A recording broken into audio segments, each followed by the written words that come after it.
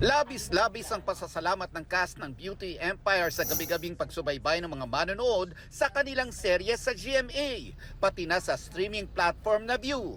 Overwhelming dahil bukod sa mataas yung engagements namin online, number 1 din kami sa View.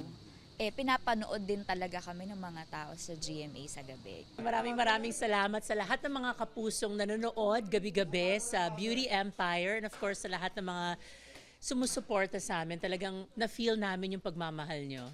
Kahit maulan dito sa Antipolo, tuloy-tuloy pa rin ang taping ng Beauty Empire at para mas mapaganda pa raw ang kanilang mga plot twist, nag-i-invite sila ng mga special guest tulad ni Pambansang Ginoo, David Licauco. Handog daw nila ito sa mga abangers na Barda shippers na siguradong maglalayag dahil sa bagong plot twist na ito. Ayan. Then napag-usapan na namin to, syempre.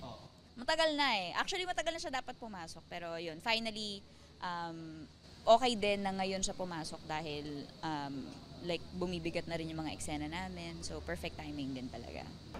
Si David ilang linggo raw ang hinintay na makasama muli si Barbie sa isang project. Kaya't na-excite daw siya nang tawagan siya para sa taping. It's been 7 months since I last acted, which makes me excited actually. And also, obviously, I'm working with Barbie again.